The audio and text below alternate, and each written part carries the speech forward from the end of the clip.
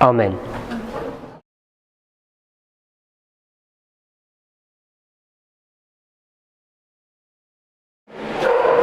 As we're trying to understand this history,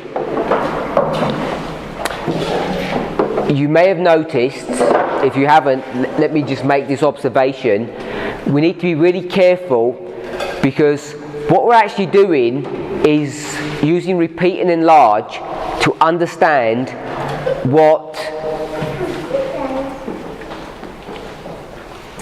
1844 looks like. Now, normally when we do repeat and enlarge, we go to various histories, and because we're so familiar with doing that, and perhaps because we know those histories well, it seems a relatively straightforward exercise. And most of us have probably just gathered that information because it's been handed down to us. The birth of Christ is a time of the end. The beginning of John's ministry is the formalization of the message. Its empowerment is when Jesus gets baptized, etc. So we've become quite familiar with that. And when we can use Spirit of Prophecy quotes to defend those assertions.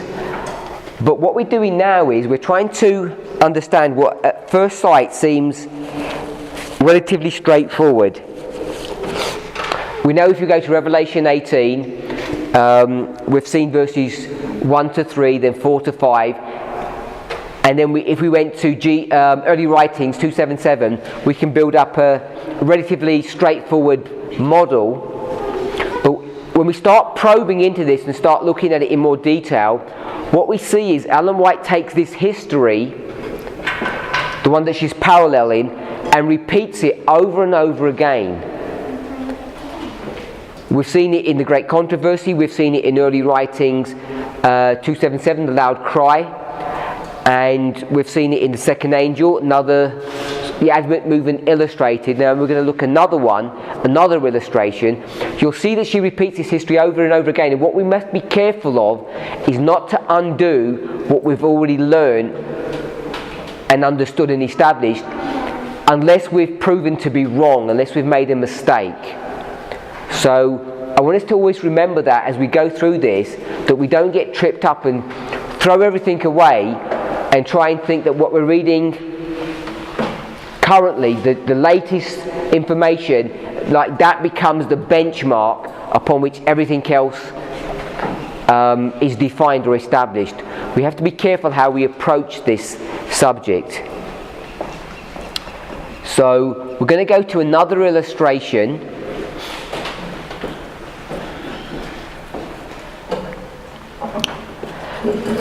I don't know if we had a chance to review this. Obviously we didn't have a lot of time. Begins in 245 paragraph 2. So before we do that, let's summarize what passages we've looked at. We've looked at GC 611. We've looked at early writings 277 paragraphs 1 and 2. We've looked at early writings, the second angel's message. This is 240 paragraph 1 and onwards. Then we looked at early writings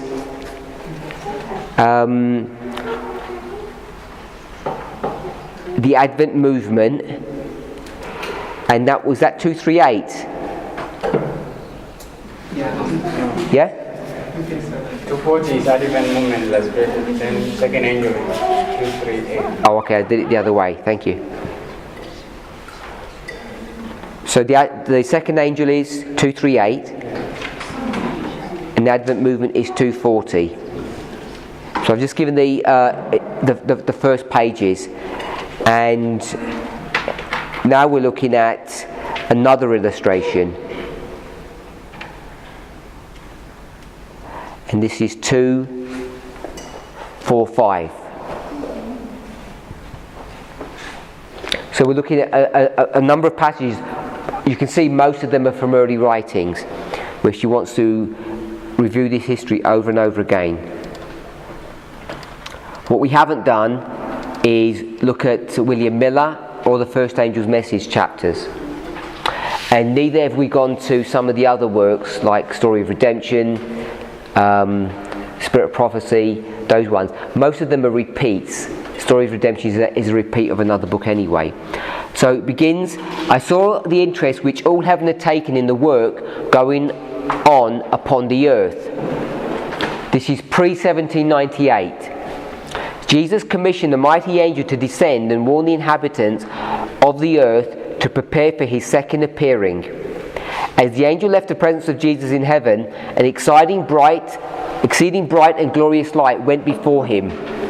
I was told that his mission was to lighten the earth with his glory. What's the problem straight away? What angel does that sound like? Sounds like Revelation 18, and this is one of the arguments that people have used in the movement to say that Revelation 18 verse 1 is the first angel, 18 verse 2 and 3 is the second, and verse 4 they would then say is the the third angel, first, second and third angel. It's because of passages like this. What do we do? What do we say? Because every time we've read an angel comes down, lightens the earth with his glory, we straight away say second angel.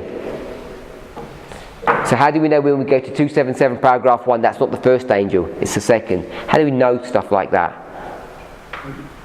277 what? Right, it's 277, it says, and a mighty angel was commissioned. It doesn't say, initially, it doesn't say Babylon is fallen, it says it lightened the earth with its glory, etc. If we just had that, how do we know what angel that is? Because it's Revelation 18, and this sounds like Revelation 18. So we have to, all I'm pointing out is that we have to be careful and contextualise what these messages are and how they're working. 277 is easy because it says when he came down he cried Babylon is fallen, so you know it's second angel's message. Are we okay with that this is the first angel? Are we okay that this is not Revelation 18? Yeah?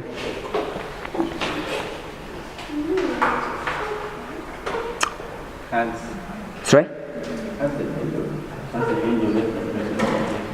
As the angel left the presence of Jesus in heaven, exceeding bright and glorious light rested before him. I was told his mission was to lighten the earth with his glory and warn man of the coming wrath of God. Multitudes received the light.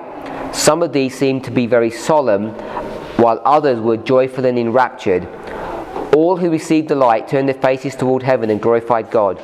Though it was shed upon all, some merely came under its influence, but did not heartily receive it. Many were filled with great wrath. Ministers and people united with the violence stoutly resisted the light shed by the mighty angel, but all who received it withdrew from the world and were closely united one with another. Any thoughts about this in relation to the Advent movement illustrated when it comes to this first angel?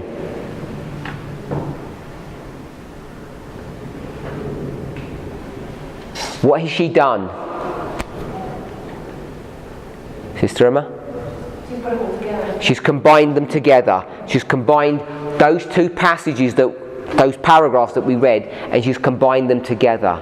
Now, if we were going to make an argument, and we haven't thus far, to say that this history is Revelation 14, what would we normally say this history is? This is Revelation 10. And often what people will do is will take the imagery of Revelation 10 and parallel that with characteristics of Revelation 18, and they look identical or the same, and therefore that would be used as an argument to say Revelation 18 verse 1 is the first angel. You've either heard arguments like that or you've used them yourself. But we want to try and be true to the context, and it's about context that we have to be really careful of. So it seems to me, or I'm making the suggestion, that this angel that lightens the earth with his glory and warns man of the coming wrath Her focus is upon Revelation 10, where it's this glorious manifestation of the power of God that's being portrayed here.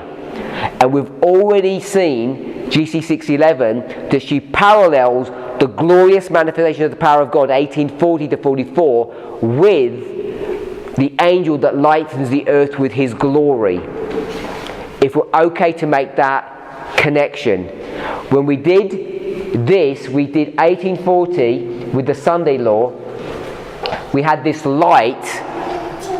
What we didn't do is go to 1840 and see where did that light even come from. We just said it was glorious manifestation of the power of God. We didn't go back into Revelation 10 and see that that glory was coming from that angel, and that angel is the first angel. We never did that, if you remember.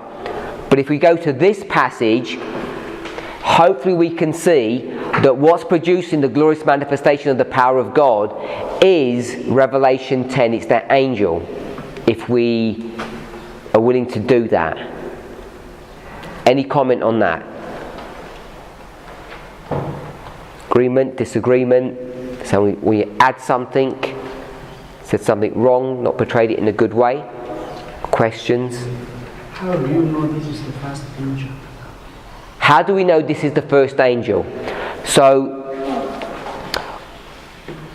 first of all, we're going to use the structure of the book because it says another illustration. So if I asked you another illustration, what would you ask me? I said, this is another illustration, and what would your question be? Sorry? Someone gave the answer? The question would be of what? An illustration of what? So you have to go back and find an illustration of what, and then you go back to the chapter before that. It says the Advent movement illustrated. So this is another illustration. So you know this is repeat and enlarge. So based upon repeat and enlarge, you know it's in the same framework, or the context must be the same. And if you go to the Advent movement illustrated, it tells you that it's the first angel, then the second angel. And not only does it do that, if you go before that, it says, after William Miller, first angel, which is one chapter, the second angel, which is another chapter, then the Advent movement illustrated, repeat and enlarge. It's going to take those two previous chapters, first and second, and combine them. And then this one says another illustration, so you know it has to be talking about the first and second. That's the primary logic. So now we come to this passage, and the question is, how do we know this is the first angel? So it's a valid question. As we read, we'll see. I was showing the interest of which all heaven had taken in the work going on upon earth. Jesus commissioned a mighty angel to descend and warn the inhabitants of the earth to prepare for his second appearing. An angel left the presence of Jesus in heaven, and he had this glorious light. I was told that his mission was to lighten the earth with his glory and to warn men of the coming wrath of God. Which angel warns people of the coming wrath of God? Is it the first, second, or third? Some people are saying the third, which is why I said here the first angel's message is the third angel's message. It's just given a different context to it because it has all the same language. We know that this can't be the third angel. Why?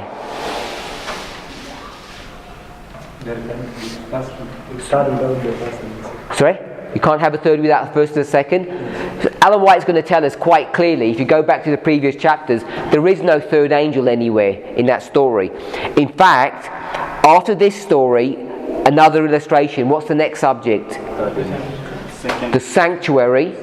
And if we quickly read the sanctuary, I was shown the grievous disappointment of the people of God that they did not see Jesus at the expected time. They didn't know why their Saviour did not come, for they could see no evidence the prophetic time had not ended. Said the angel, has God's word failed? Has he failed to keep his promises? No. Jesus sent his angels to direct the minds of the disappointed ones to the most holy place where he had gone to cleanse the sanctuary and made special atonement for Israel.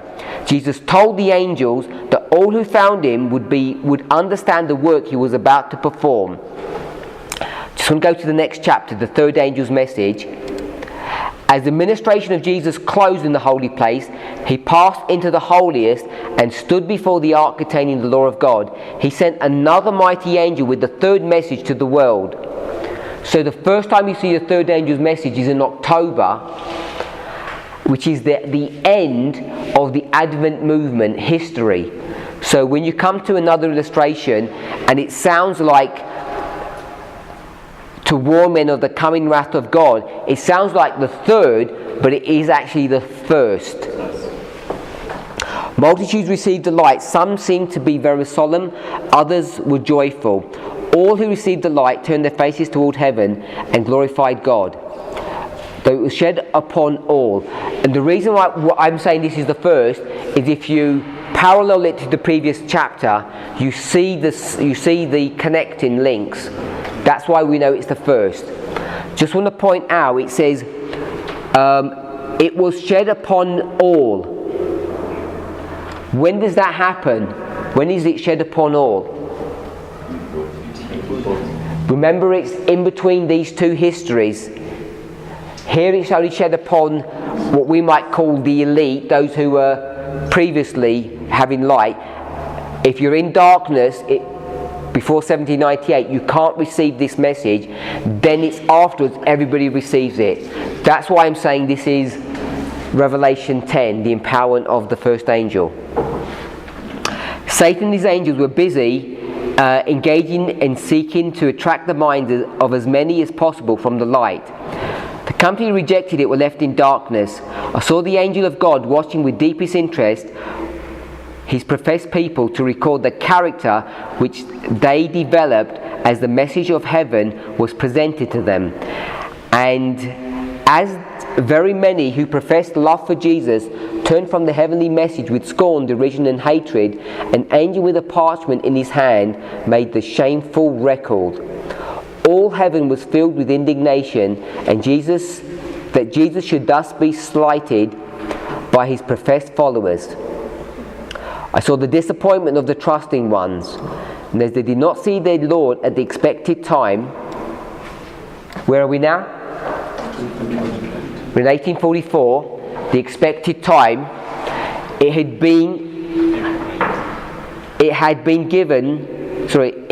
been God's purpose to conceal the future and to bring his people to a point of decision. Did God conceal the future? Did he deliberately make them come up with this misunderstanding of time?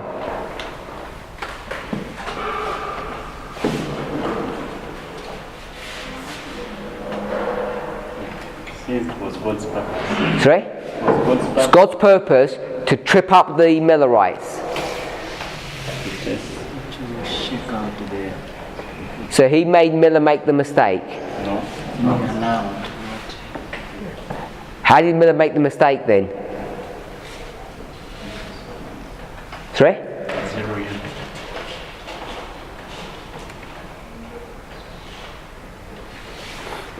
I think like clinging to his own view. To clinging to his own view. What's his view? The earth is the sunflower, which God is going to create. Why does that?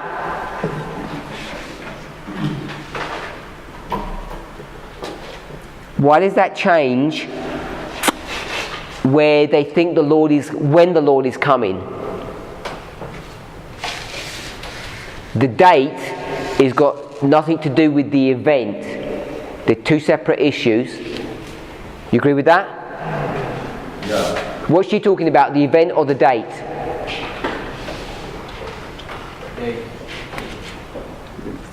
The date, the season. Sorry? The date? The date. Yeah. Yes. Okay, so the date, that's not about location. It's because because Jesus didn't come, they know the date is wrong. But it said that it had been God's purpose to conceal the future and to bring his people to a point of decision.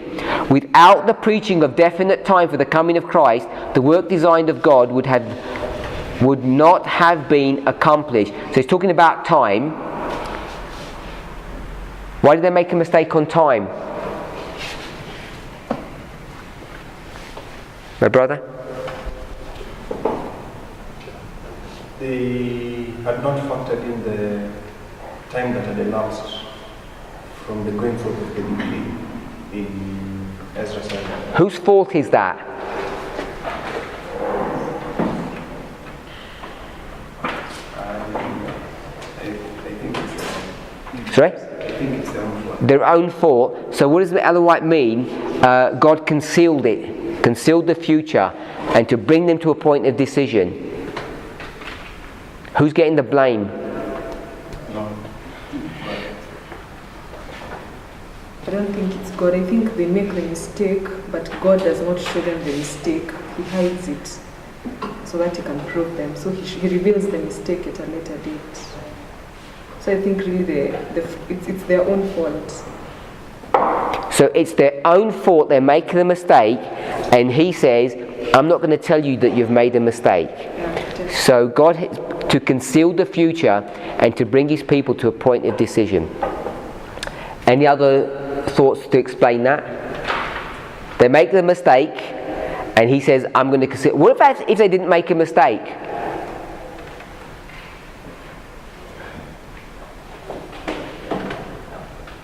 Did they have to make the mistake? They do or they don't? They don't have to. If they don't have to make a mistake, then what sense does this make? I believe it is God who suffered them to make a mistake. What is it? What is the word suffered them? He made Bilant to make a mistake. He made him to make the mistake. Because his hand was over some of the figures. So Bilant could not see. that mistake was a test to them. So God says, make him make a mistake, angels. Is that what you're saying?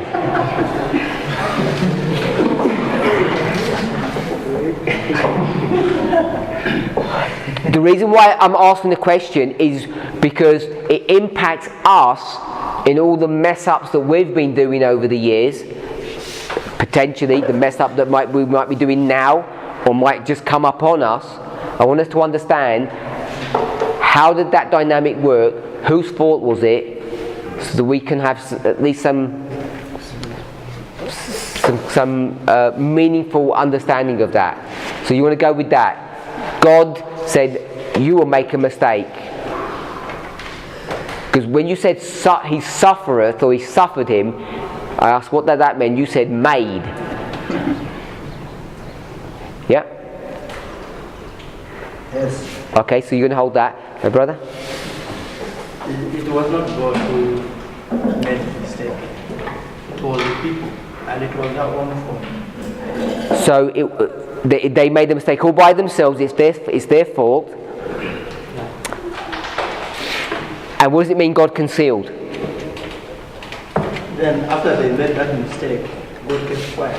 So you're saying what Sister Joy said? Was not revealed to them. So you make a mistake, he says, I can see what's going to happen and you're headed for disaster and I'm not going to tell you. Okay? And she says why? To test them, which is okay. Use that opportunity to test the people. Okay, so that's in agreement with what we read. I asked another question. What would have happened if they didn't get it wrong? Still they were going to be disappointed because the event is going to be another thing for them. So if they'd got it all right and they said 1844, then they would have still been disappointed. Yes. They just wouldn't have had two of them, they only would have had one. So all of this would have worked? Because the second disappointment is going to come in the sense of the event. They are correct, but now they also still had another misunderstanding of the sanctuary. So disappointment was going to come. So the first one is on time, not location, and the second one is on location, not time. And the Millerites failed both. Not everybody fails both. Some in the time in the spring everybody gets tripped up, they get disappointed, but not everybody fails the test. Some pass, some fail. In October, some pass, some fail, even though they all get disappointed. Everyone gets disappointed, but they don't all fail.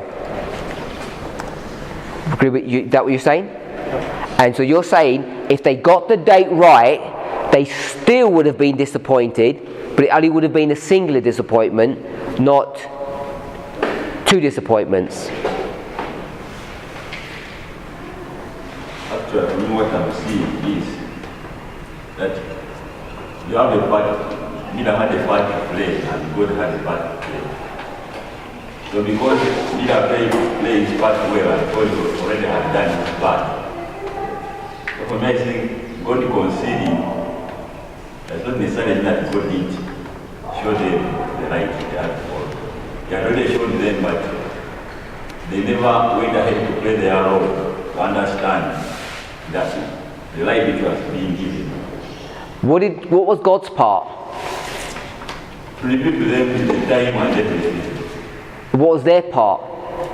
Understand the message which is being given. But he said God concealed. Yes. You just said God gave them. Yeah, but when we shall read down there, they will say that even these angels who are brought in, who come in the power land, they are brought in to enable them to understand even the role of Christ who is going to move from the old to the most holy place. But they didn't understand that, and they had a second disappointment. Meaning that God is already giving them the light, not that them not going to disappoint them. But they are playing on something, them as them, which is hindering them from getting them, which God, from understanding the light, which already God is already providing that to them. Did God give them light on the sanctuary?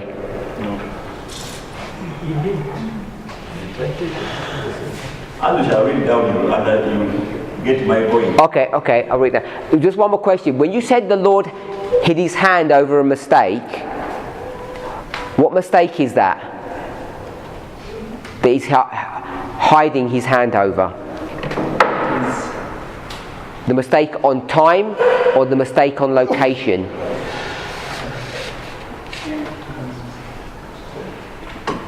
On location. So he had the mistake on location, not on time. I think time and location are both connected. Time and location are both connected. In the spring of 44, when the prophecy fails, what did they say is the problem? Did they say the problem is geography or the problem is time? Understanding that they have been using our own calendar. Time. Yeah. So in October, when they had the same dynamic, what did they say the problem is? Time or geography? So on October, I don't get it. What did they say the problem is? Is the problem on the time or the location? On October. Yeah. On October, what they didn't understand was what the message that they were carrying was Christ coming to cleanse the earth, or was the heaven, was it the Location, yeah. where the sanctuary is. So there's two separate issues. I just want to ask you, when he had his hand over a mistake, what was the mistake that he was hiding? It was about time. Time, Location. not location. Yeah. Okay, so you. So my brother said that even if they got the time correct, this statement will still be true. Or maybe she would have had to adjust the statement slightly, but if it was true, they still would have been brought to a point of decision, a point of test. It says, without the preaching of definite time, would that statement change? If they'd got it all correct, would the preaching of definite time, as she says it, still been correct? Without the preaching of definite time for the coming of Christ, the work designed of God would not have been accomplished. Is that statement correct if they had never made a mistake on time? Just yes or no? Do you understand the question? Are you reading the sentence? Without the preaching of definite time for the coming of Christ, the work designed of God would not have been accomplished. What is she talking about in that sentence? She's talking about spring or October? Spring. What about if spring never existed? They had already said he's coming in October. Would this statement still be true? Someone said yes, and someone said no. Why would that sentence be wrong?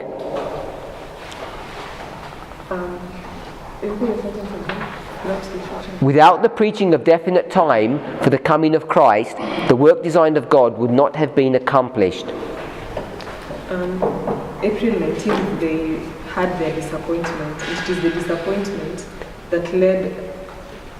It was the disappointment that led them to preach definite time. They weren't preaching definite time before? They were.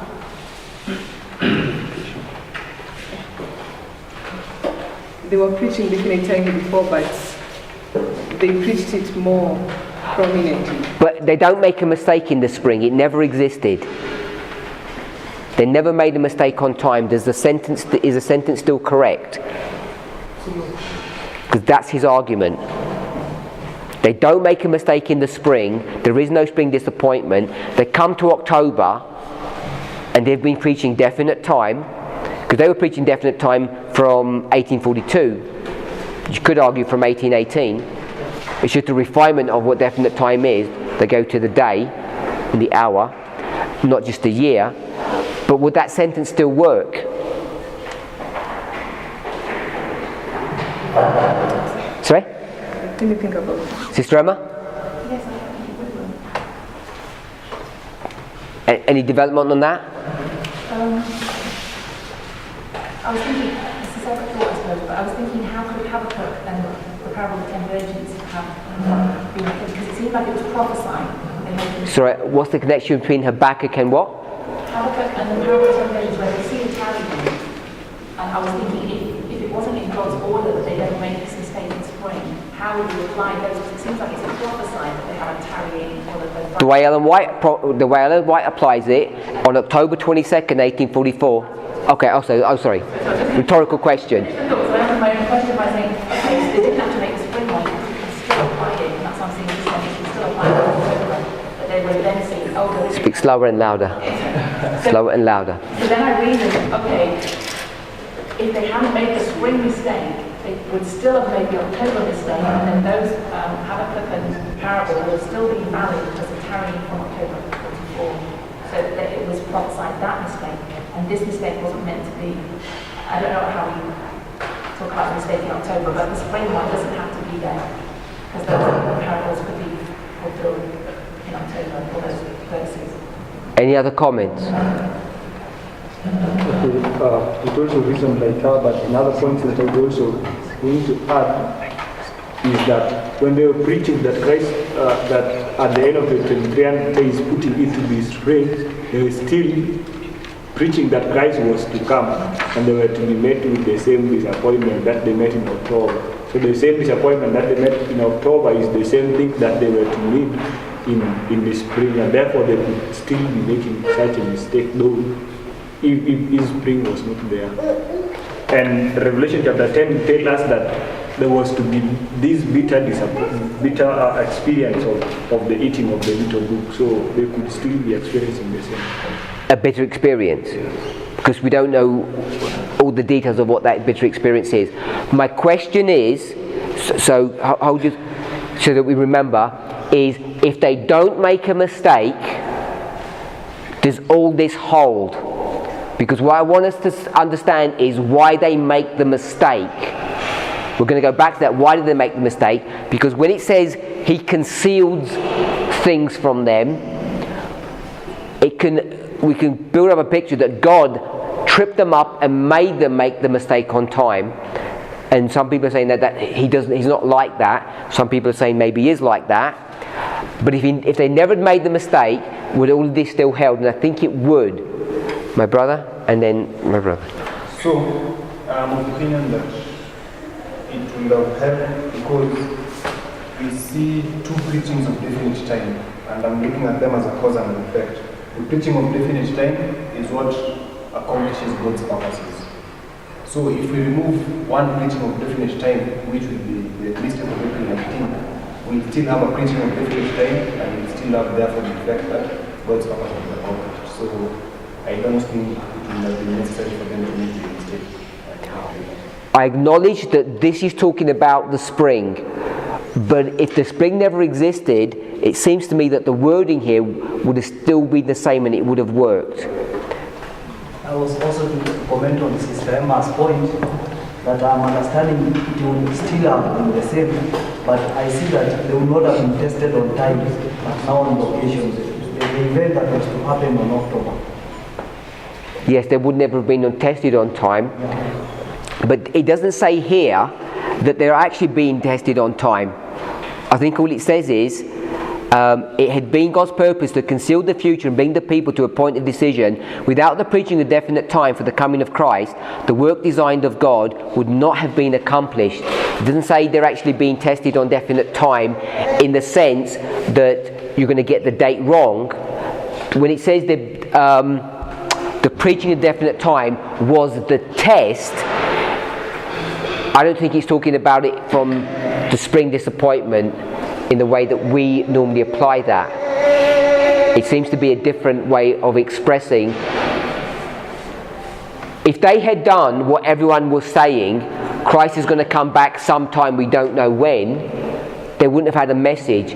So what they're saying is the definite time message is we know when Christ is coming back, and that's what enlivened the people. And the enlivenment of the people, I just want to make one point. It's so obvious, we all know this. 1798 to 1844 is how many years? 46 years. All of our discussion is focused on a history from 40 to 44, which is how many years? 4 years. This is 10%. This is 90% of this history. And I think often we lose scale. We kind of put 1840 back here and zoom into the second angel's history. Millerite history, 90% of it before you get to is all done before you get to 1840, and we're talking about the last either 6 months or the last 3 months. You know, we're talking about something that you can't even see. It's like just over here when we talk about all of this history. So when it talks about definite time, it's this time period. They've been preaching for 42 years that Christ is about to return. Before you get to 1840, it's been a long time that this message has been developing and going forward. It's all about this time. Remember when we spoke about the midnight cry, the alarm and the true? When you see the scale, I think it puts it in perspective. The cry is just at the end, and the true cry is right at the very end. So I want us to remember the scale of this thing. Any more thoughts or comments about this?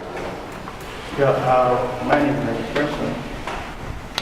Because the preaching of a definite time and the mistake, if the mistake wasn't being made, how would the parable of Matthew 25, the telling time, and then Habakkuk 2, also the telling time there, how would it be fulfilled?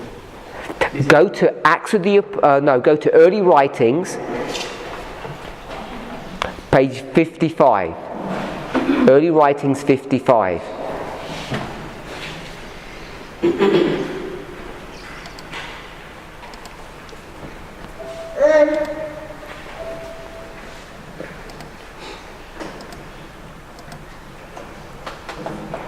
As we're turning there, I want to make a comment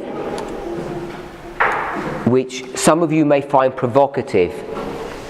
When Ellen White says the parable of the 10 virgins will be fulfilled and has been fulfilled,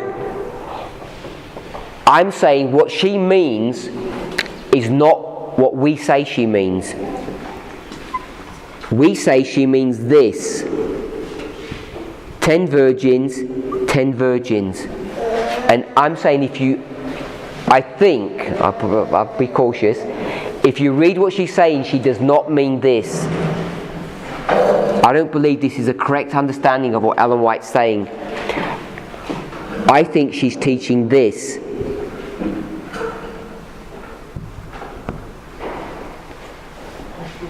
And it's a big difference between the two. Does everybody understand that? This is Millerites. This is the 144. This is Millerites. And this is the SDA church. I don't know what you want to call it. The seventh church, the last church, Laodicea, from 1798 to the end of the world. This is how she's approaching that subject from my reading of what she does.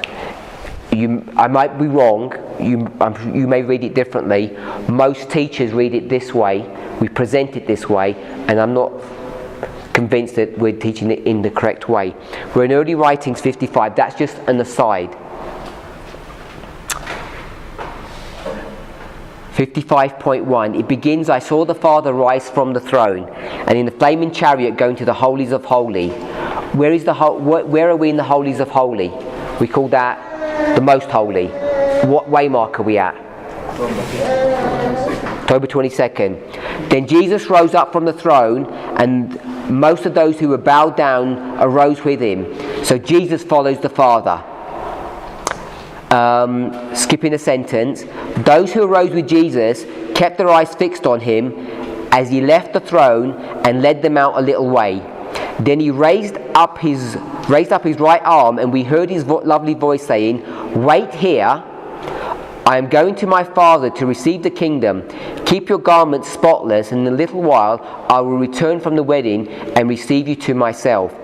So this is wedding language, and what do we say that's happening there? What's happening there when he goes from one place to another place? Change dispensation. And what dispensation are we now in? What's happening in the terms of the sanctuary? This is the investigative judgment. Are you okay? Investigative judgment. But he's done it in terms of the wedding. He says, wait here until I come back. When's he coming back? After the wedding. And the wedding, if we can do this, I'm not going to just put equals, I'm just going to put a wiggle equals, which means approximately. Sorry? This wedding is the investigative judgment. You okay with that?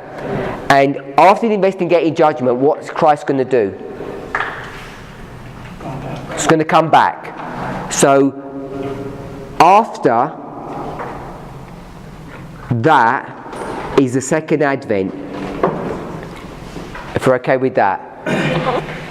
So he says after the second advent happens after the investigative judgment. He says after the wedding I'm going to receive you. So that's also the second advent. Okay? So he says wait here till when?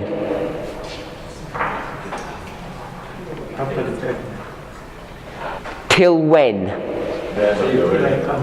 Which is? Okay, so he says wait here till the second advent. So tarry till the second advent. So when did the tarrying begin? So the tarrying begins here,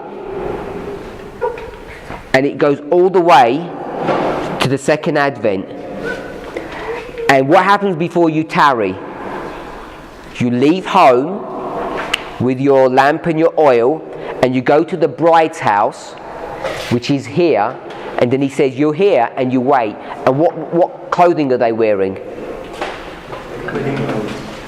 It says Spotless. keep your garments spotless.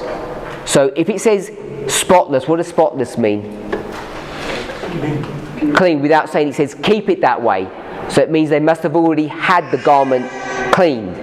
So they've got a clean garment before this begins here. So they must have received their clean garments here.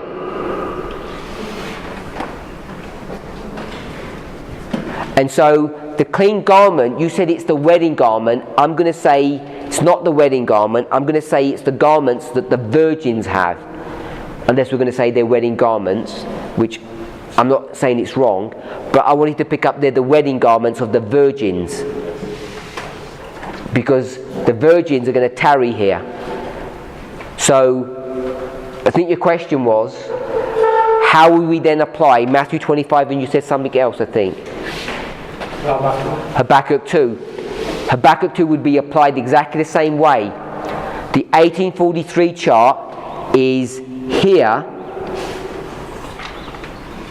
and once the 1843 chart has done its work, they didn't notice that there was a tarrying time which begins here. And in fact, it's much more accurate to use it at this scale than the scale we use it at the Millerites, because you have two charts that are brought to view. And in this history, you don't have the two charts brought to view in the tarrying time. So I think it's even a much more accurate way of approaching it at this scale. So I think I'd agree with Sister Emma that all of those passages that the Millerites use for their own history, we can apply at this big scale, which is the scale that Ellen White wants to direct us to. It was okay at the Millerite scale, but this is the scale of Adventism. Thoughts? In 246 paragraph 2, when she says that without the preaching of definite time for the coming of Christ, the work designed of God could not have been accomplished. The one I'm reading unto that is that now with the preaching of definite time, there is a work that God has sent which was accomplished. Is that correct? Without the preaching of definite time, the work designed by God would not have been accomplished, yes. So it means with the preaching of definite time, the work of God which he had designed was accomplished. Yes. Which was that work which the Lord had designed? Are you asking me? Yeah. All the grass. Preparation. What was the message that he gives the people? The one that when he gave to that angel, he said, here, take this message down and give it to them. What did the message he told them to give? Fear God and give him glory. Sorry? Prepare for the second appearing. To appear for the second appearing. We agree with that? Yes. You agree with that? You said yes? My brother? You said yes? Yes. I don't agree with that. To whom? I don't agree with you. Why? You tell me why you agree with Sister Joy. Because from this paragraph, when you go up a bit, it says, Jesus commissioned a mighty angel to descend and warn the inhabitants of the earth to prepare for his second appearance. Okay? And so it's a message of warning. You want to say fear God? So, you want to say fear God, give glory to him for the hour of his judgment has come. That was the message that they had? Is that what you want to say? That's what someone else said. That's what that first angel's message is. Yes. And what judgment is that?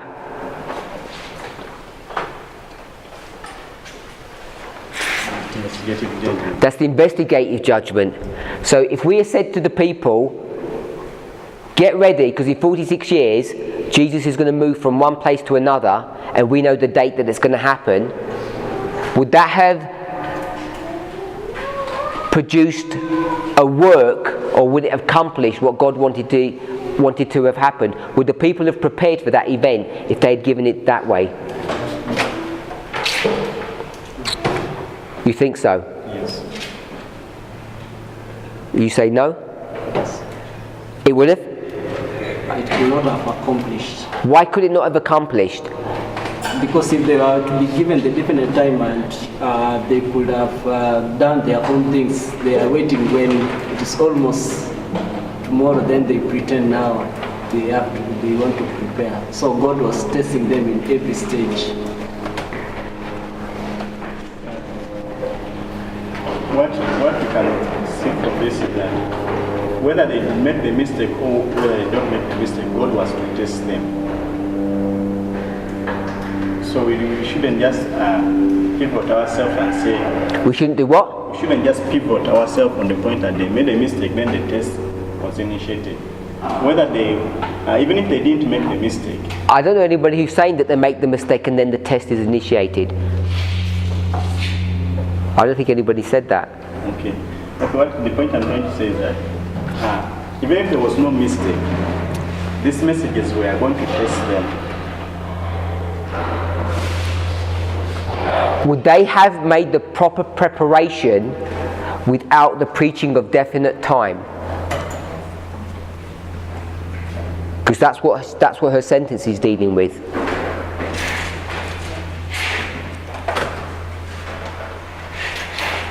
Because how can you prepare when you don't know definite? What was the definite time on in real life? The genuine definite time. What was the definite time on? They preached the coming of the second coming of the Lord. And was that right or wrong? It was wrong. So that's what people have said. It's wrong that they preach definite time on the second advent, because they can preach definite time on what? On the investigative judgment. So the question is, if they had preached definite time on the investigative judgment, would it have produced the effect that God wanted it to produce? That people would be prepared and get ready for it, because they would have been so scared not to.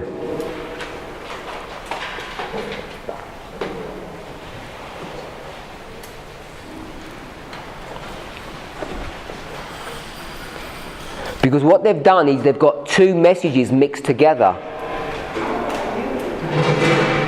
When it says that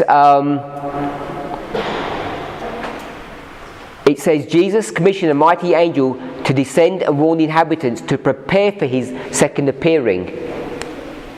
So they took that aspect, let's prepare for his second coming, and they combined it with another aspect of how you actually prepare. How do you actually prepare for his second advent? How do you prepare for his second advent? You realise that in 46 years what's about to happen? No. Then in 46 years you're going to begin to be investigated. That's what the preparation you're supposed to make. But if they had given that message, nobody would have listened to them. You've been in this movement for a while, yeah? And what do you preach about Sunday law?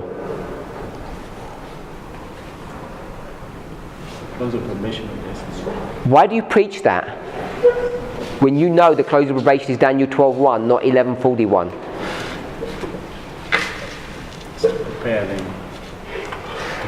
So you trick the people saying, we'll move 12:1 to 11:41 so that you can scare them enough to do something. What should you be telling people? The judgment, investigative judgment of the living. So you're saying, let's prepare for the Sunday law. And what's going to happen at the Sunday law? You can be prepared for the second advent. Why don't you teach them that? Why don't you teach them let's get ready, the Sunday law is coming. It's coming in 5 years' time, and when it comes, then you need to prepare for the second advent. Why don't you teach them that? Sorry? Misconception of what we are supposed to do. You've got the misconception. I don't think it is. I think because if you taught them that, who would listen to you? What does our church teach? It says, when you get to the second advent, what are you supposed to do? Prepare for the second advent. Are they wrong? Because we say these people are apostates. They reckon they're going to get ready after the Sunday law. Isn't that exactly the dynamic of what the Millerites were supposed to do? October 22nd, 1844, investigated judgment. Now you can get ready for second coming. I'm saying 63, but it's going to happen soon. It's exactly the same dynamic, and what they do is they manipulate their message. Why? Because they want to take love out and they want to introduce fear. Bob Edwards' book. Sorry, don't worry. And we do the same. We take the message of love out and we want to give a message of fear. And isn't that what we get accused of? And we say, no, our message is full of love. Which is a lie, isn't it? Because if it was full of love, we'd give it as God said. Tell them, Sunday law's coming, then you prepare. Because the judgment of the living's happening, you prepare, because I'm coming soon. That's a loving message. But we say, if we gave them that message, no one would listen to us. So we'll kind of do our own thing, and we'll tell them, call it close of probation, like our forefathers did, because it works for them, it'll work for us. Yeah? The Millerites, our forefathers, they said we'll change October, call it close of probation, so we'll copy them. It produced fear. What was the end result of all their fear? All of their message, all of their manipulation of what they were supposed to do. 50 people made it. And they had 50,000. 200,000, someone said. Did you say 200,000? We're doing all of this stuff. How many people do you think are going to survive what we think is a great, glorious message? 50. Whatever the number is. One in 100. It's the boy. Very few people are going to make it because we think we know better than God. Just want us to think about that. Okay, we digressed. I want to come back to this passage. So, I'm suggesting, and there are enough of us who have suggested this, so I want to say this is what we should all be listening. No, we should all be accepting this. This is correct. That even if they didn't make the spring mistake, all of this works. The message of definite time produces an effect because it brings fear into people. And this fear is because they have an inbuilt mistake into their message, which is not the time element, which is the location element. So they have that inbuilt one, and it makes them change their message. What we need to grapple with is, have we made any mistakes? No. Do we understand about time? Yes. Do we understand about location? Yes. So what we're doing is, we're taking the Millerite history, and even though I'm saying that we've made this mistake for a long time, called Sunday law close of probation, it is not close of probation. We know that. It's the time of preparation. We know all of that, but we'll still call it close of probation to scare people, if we want to go with that. But what I'm saying is that we do know all the intricacies of the mistakes that they've made. We're not repeating their mistakes. We're not going into this blind. The other thing I want us that I want us to see,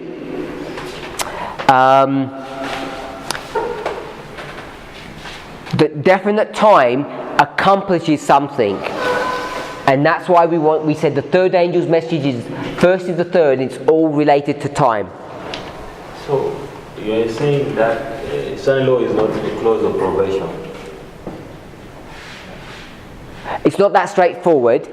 In the scale of the 144,000, it's not the close of probation, it's Daniel 12:1. But everything that the Millerites taught, I think, if I believe in testimony of two things is established, everything that they taught is correct. ends up being correct, which was wrong for them. Does that make sense? So what was wrong for them, close of probation, becomes right for us. So it's legitimate and correct for us to say close of probation, but it's also correct for us to say it's not close of probation. It's both. It is and it is not. And that's what we have to explain. And how do we explain that? Using... I was going to say using fractals. If we use fractals, we can explain that. Because fractals are going to show us various groups. And the Millerites aren't dealing with that logic. They don't have this concept of various groups. They just have one entity.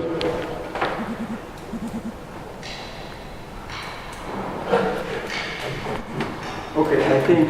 okay, you're confused. Daniel chapter 11, verse 11:41. That's where we normally start, and Sunday evening is close of probation. And I think particularly in dealing with the SDA church. With the? SDA church. It's fractals. My brother?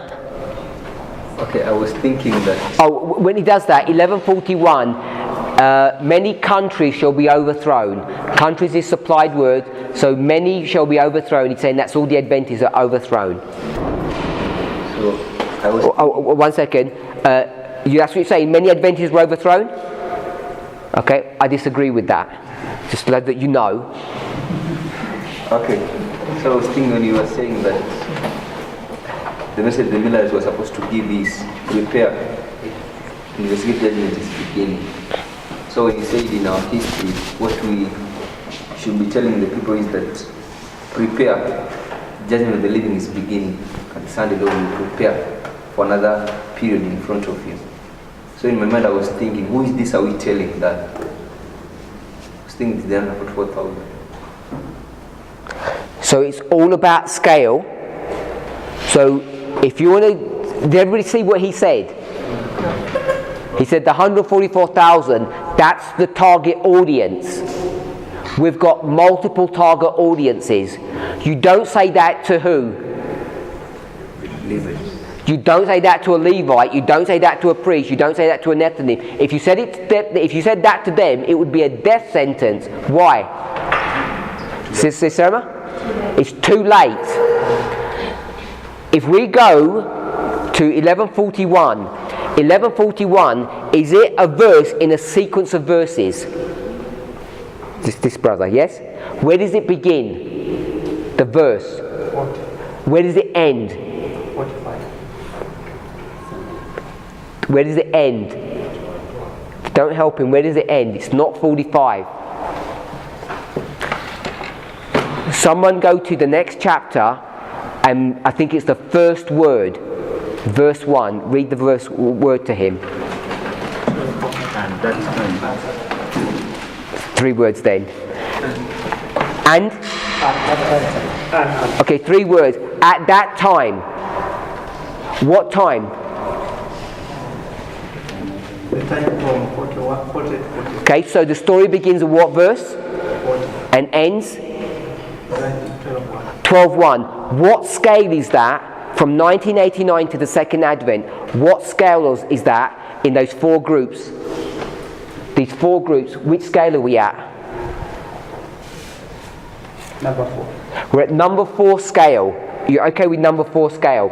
So, if you agreed with what Brother Robert said, he said, if you're talking about scale number 4, then the message to this group is what? Repeat what you said. Prepare for investigation of the living. When? On Sunday. So the message for the 144,000 is, prepare now, because at the Sunday law, it's not your close of probation, it's time for the investigative judgment. Are you okay with that? Yeah? Have we run out of time? Okay, so if we try and remember this for tomorrow, because it'll take 10-15 minutes to go through that logic. Try and remember where we've got to today, and hopefully we can pick it up, and hopefully I'll remember. I want to finish. Yeah, just one point. if I was keen, this is just another point. If you are keen in that paragraph, it says that Satan was leading men's minds not to concentrate on the events connected with preparation and the end of profession. And like he was suggesting that these guys, they were not focusing on the events which were near, they were only focusing on the events which were far off, like the close of profession is far. No, I'm stopping. That's not a quick point, because I want to understand what you're talking about, the passage. That's not a quick point. Let's pray.